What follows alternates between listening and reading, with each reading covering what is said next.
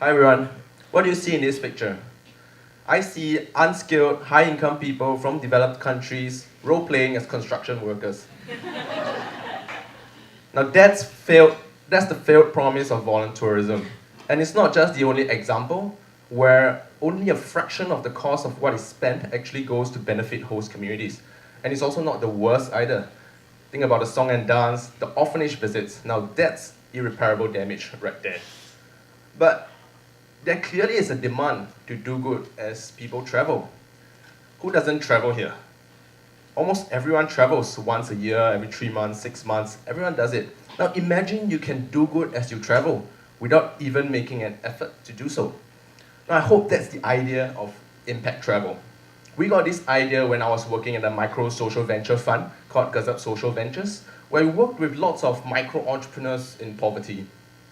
One of them was this man. His name is Mr. Kedar, and he occupies a little alley in Kathmandu, carving little wooden masks like this to sell to people. And as you would rightly assume, sales are slow, it's seasonal, and he can produce way more than he can sell. And the thousands of people passing by every day will not get to know about his skill or his warm hospitality. The only interaction will be, how much? And one day I actually had the chance to talk to Mr. Kedar. I was asking him so many questions about his craft, where he learned it from, and he just stopped me. He said, Jamon, stop. Why are you asking so many questions? You want to learn from me? Sit down. And so I jumped at that chance.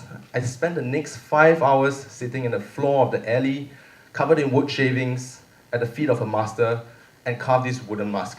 That was a phenomenal experience, to say the least, and I could only wish I could do it anywhere I went in the world.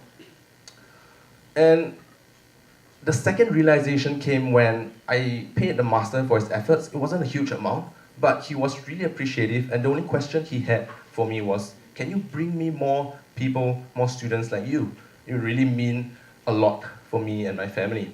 Now this dignified, meaningful, mutually beneficial exchange is what we hope could be impact travel, where travelers don't have to give up much of their travel time, they don't have to come as messiahs, like I'm going to save the world, and they're just gaining something from this very personal, very intimate exchange, learning something from locals, and locals can actually showcase their craft, their culture, their heritage, become micro-entrepreneurs, move themselves out of poverty with dignity.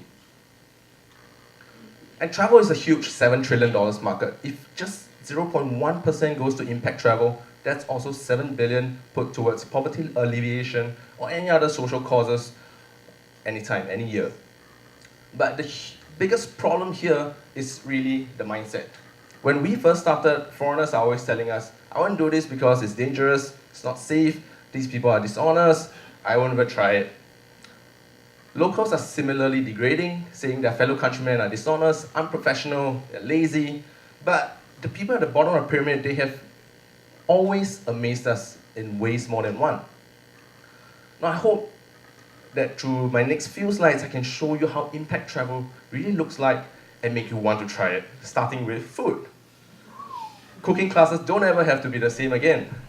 This is my failed attempt at trying to become Spider-Man, but it's a pretty decent attempt at generating additional income for the street food sellers, showcasing their culture, and showing a little bit of our Cambodian history, because that's when, during the Khmer Rouge regime, that's when this practice started of eating insects, because there wasn't enough food. And there's this ridiculous idea of fusing Fear Factor and MasterChef. But it's also ridiculously popular among adventurers and National Geographic reporters. Of course, it's not just the shocking stuff, it's also an inside look at the more than 100 sauces available in Laos, but you'll never get to see or know about it because only 3 are ever translated and put on menus around town. It's beyond the food, it's also about the experience of your host, your friend, cooking from right underneath the floorboard of their little fishing boat to host you in their little fishing home. It's about a wild banging experience with artisans who craft the Gurkha's iconic kukri blade. Even a complete 18-step experience with rice farmers in Laos teaching you how to select seeds all the way to plating your food. And the people at the bottom of the pyramid, they continue to amaze us every time, given the chance. And the personal interactions are even more heartwarming. This old man here is Mr. Chai Song. He's 88 years old this year. When I met him in Laos, his house was just washed away in a flood, and I ended up buying the weirdest gift of my life, a roof, for him to help him complete his reconstruction. And today, he's one of the top hosts in Laos teaching crossbow making and Hmong bamboo bow making. And this man here, Mr. Sok Chia, is a coconut carver, and he carved this overnight for me in appreciation of the company. I still don't think I really deserve that. And Ramon, the fisherman here, never fails to invite me for a meal on his boat or even a night on his boat, something I've yet to take up his offer on, looking at how much space I'll deprive his family. But really, impact travel doesn't have to be sacrificial. It doesn't have to come with a messiah complex.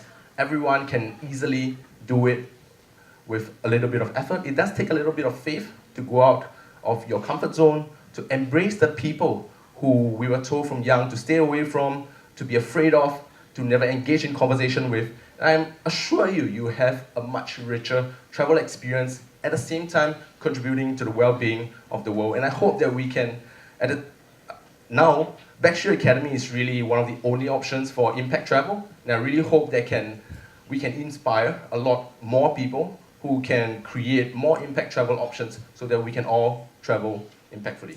Thank you very much.